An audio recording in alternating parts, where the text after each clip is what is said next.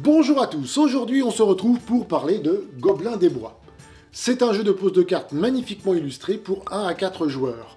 On peut y jouer à partir de 8 ans et une partie dure environ 15 minutes. Il est édité par Twist Game. Voyons voir qui sera le plus riche du royaume. Jingle!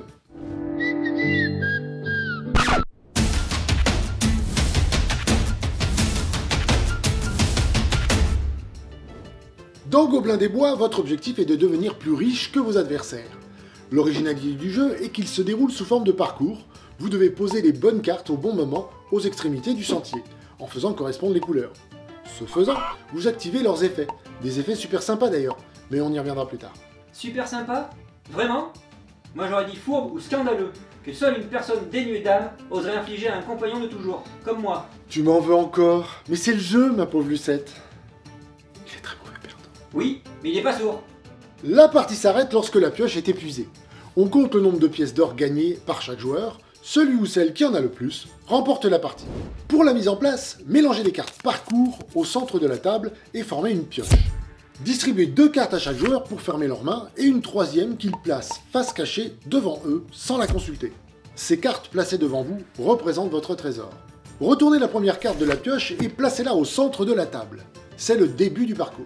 Chaque joueur énonce la somme totale d'or représentée sur ces 2 cartes. Le joueur ou la joueuse qui en a le plus commence. En cas d'égalité, déterminez le premier joueur au hasard. Vous connaissez le but du jeu, nous avons fait la mise en place. Il est temps de regarder les cartes parcours d'un peu plus près. Elles possèdent 3 informations importantes. La quantité d'or. Votre but est de cumuler le plus d'or possible dans votre butin. Mais attention, ces cartes sont face cachée même pour vous. Veillez donc à vous rappeler quelle carte contient quelle quantité d'or. On croirait pas comme ça, mais moi, dès qu'il faut se rappeler d'un truc, j'ai toujours du mal. Ouais, c'est vrai, on croirait pas comme ça. Note que quand il s'agit d'argent, en général, ta mémoire est infaillible. Bah je suppose que ça marche avec le vrai argent. D'ailleurs, tu me dois toujours 90 centimes pour le croissant de ce matin. Les cartes possèdent 2 personnages. Chaque type de personnage a sa propre couleur. Ainsi, les gobelins sont bleus, les brigands sont rouges, le roi et la reine sont jaunes, et les cartes forêt sont multicolores. Pour les poser, vous devrez faire correspondre la couleur de votre carte avec celle de l'extrémité du parcours. Chaque personnage déclenche une action. L'action s'active lors de la pose de votre carte. Par exemple, le roi vous permet de placer la carte se trouvant à l'autre extrémité du parcours sous la pioche. Le gobelin vous permet de voler une carte trésor face cachée à un de vos adversaires pour l'ajouter à votre butin, etc., etc. Les 8 effets disponibles sont expliqués dans la règle et sur les aides de jeu. Ces aides de jeu sont parfaites pour les gens qui ont du mal à se rappeler des trucs, Ronan. Bah je sais, j'ai pris les 4. Pour ce que ça t'a aidé, hein. Bon, j'ai oublié de les regarder. Bref, voyons rapidement un tour de jeu. Tout d'abord, jouez une des 2 cartes de votre main sur le parcours. Attention, vous devez faire correspondre les couleurs et vous ne pouvez jouer que sur les extrémités. Ici, je joue ma carte gobelin et j'applique immédiatement son effet. Je peux donc prendre une des cartes face cachée d'un de mes adversaires et l'ajouter à mon butin, ici, sans la consulter. Sournois comme tu es, j'en suis sûr que c'est ta carte préférée. Ce que tu appelles sournoiserie, moi j'appelle ça de l'audace, mécréant. Bref, une fois ceci fait, je refais ma main. Je pioche une carte car je dois toujours avoir 2 cartes en main. J'ai joué, maintenant c'est au tour du joueur à ma gauche. Important, si à votre tour vous ne pouvez pas poser une de vos cartes, vous subissez une embuscade et vous perdez la manche. Vos cartes sont retirées du jeu, mais la manche continue pour les autres joueurs. S'il n'y a plus qu'un seul joueur, il gagne immédiatement la manche en cours. Si vous jouez plus en mode détente ou avec des joueurs moins expérimentés, comme Ronan par exemple, vous optez pour une version plus familiale. En cas d'embuscade, si vous ne pouvez pas jouer, révélez votre main aux autres joueurs et passez votre tour. La partie continue alors normalement. Voilà, vous connaissez désormais les règles de base du jeu. Mais Gobelins des Bois ne s'arrête pas là.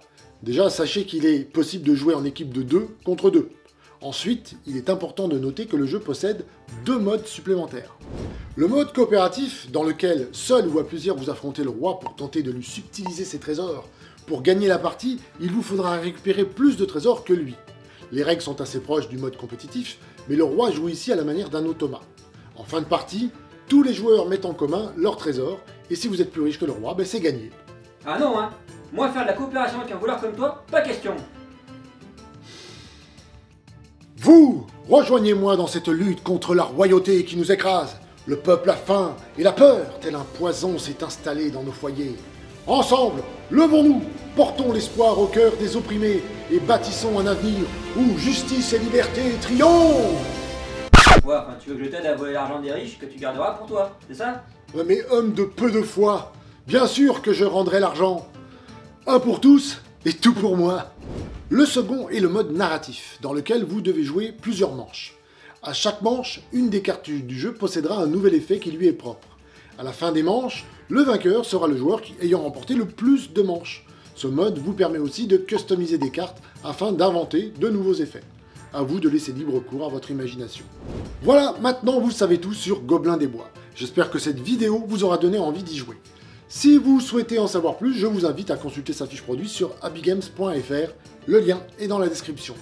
Pour ne pas rater la prochaine vidéo, abonnez-vous à la chaîne en cliquant sur la petite cloche. N'hésitez pas à liker la vidéo et à nous laisser un commentaire, ça nous fera plaisir et c'est toujours un bonus de plus pour la chaîne. Quant à moi, je vous dis à bientôt pour un nouveau jeu. Ben, y a pas de concours de tir à l'arc? Comment ça, mais de quoi tu parles? Ben avec un nom pareil, je m'attendais à ce que les flèches volent en tous sens. Mais non, même pas une seule flèche. Oh, pour une fois, on est d'accord, hein. T'es pas une flèche.